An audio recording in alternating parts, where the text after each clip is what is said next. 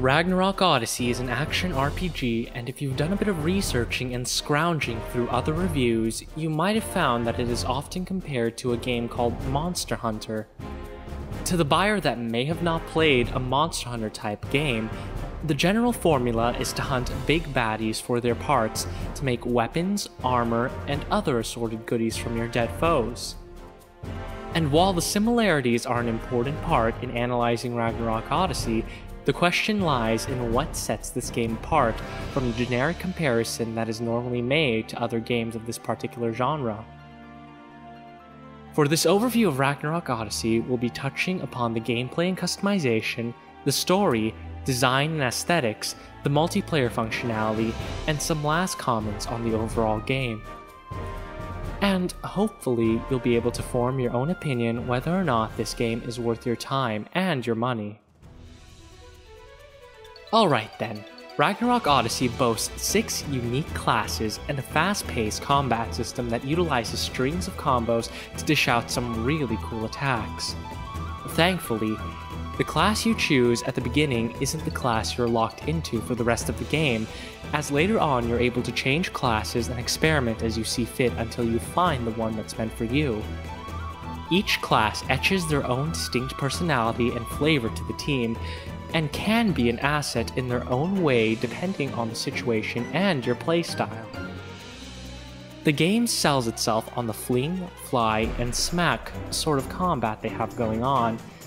It is a pleasant experience to fluidly shift from ground combat, then switching gears as you juggle your enemies in the air for a combo and finishing it off by flinging them to the distance. It is very much indeed a bit of a spectacle of sorts, as the fast-paced action will have you moving quickly and assaulting your enemies with a string of different attacks. For the most part, the gameplay is solid and also features a rather strange lock-on system that can be a hit or miss for some people depending on if they need the assistance or not.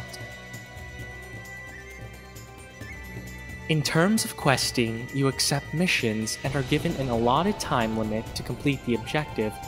This can range from killing a gigantic monster to collecting some ores from a barrel. For the most part, very straightforward.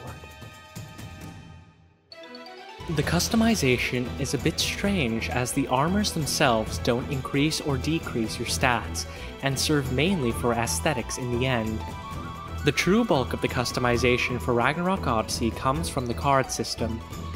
Think of the card system as perks or gems to augment into your armor. You expand your armor to hold more of these cards and increase your damage, survival, and overall capabilities in battle. Weapons have innate skills that are already augmented into them, and while the weapons sold at the blacksmith are nice starters, you'll find the majority of the stronger weapons to be out and about as drops from monsters. These weapons can then be broken down when you fully max them out and refine them with various parts of monsters you've killed.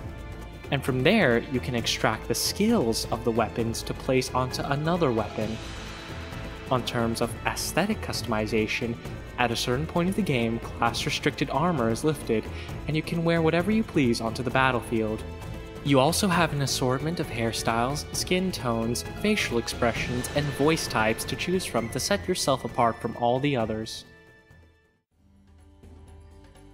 The story of Ragnarok Odyssey won't be changing any lives, but it's still quite a fun one to keep track of. Take note that the story can be progressed through the multiplayer portion of the game, but you won't experience any of the flavor dialogue from the NPCs around. And some of them genuinely have interesting personalities if you give them the time of day and want to do a bit of reading. Design-wise, the areas are lush and beautiful. Initially, you don't have much to choose from, and you may get dulled by the normal locales, but as you increase in rank and mission, you visit strange places that set the mood and tone for a magical world of fantasy and adventure. Monster designs are very interesting later on. For instance, imagine a female giant on roller skates with a giant hammer that's as big as herself that she uses to swing herself around with momentum generated from it. A very strange sight indeed, but one that may very well scare you as you realize she's trying to murder the heck out of you. Some designs may be a bit unforgettable in terms of uniqueness, but for the most part they get the job done and populate the world with a fantastic array of creatures to slay. The music can generally be a hit or miss, but you can most likely find at least 1 or 2 tracks that appeal to your ear. The plus side of this is that for Ragnarok Online players, you can experience a bit of nostalgia by unlocking various tracks from the online game to listen to during missions, or set as your background soundtrack for your questing hub. Even to those who have not played Ragnarok Online, you might find the soundtrack worth listening to. The multiplayer functionality plays a huge role for this game, as many enjoy the aspect of teaming up with others in order to bring about an end to, well, the big baddie. Thankfully, finding rooms and teams of people takes no time at all, and you can set a number of parameters to block off undesirables or request specific assistance for certain quests. Unfortunately, while the online connections for the most part tend to work out, sometimes you'll run into a bit of a rough patch and may experience significant slowdowns depending on the people you play with or are connected to. Another downside for the multiplayer aspect is that some people generally won't work well with others and may stab off from the team and use up your lives, which you only have 3 of that are shared amongst the team, and generally hindering the entire group. This can lead to bickering and perhaps a bit of inflammatory speech to be exchanged, so generally finding a good team of people to friend and regularly adventure with is much advised with this type of thing. Overall, Ragnarok Odyssey is an enjoyable experience and should be treated as its own game rather than a comparable one to Monster Hunter.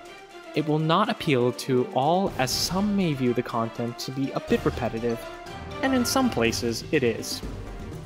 But it stands on its own 2 feet as a very fun and enjoyable game to pass the time with when you just need a fix of hunting in a fantasy world in a beautifully crafted environment. I hope you've enjoyed and have formulated an opinion on whether or not to buy this game. If you have any questions, feel free to ask through a message or a comment, and I'll do my best to answer. Until next time, take care.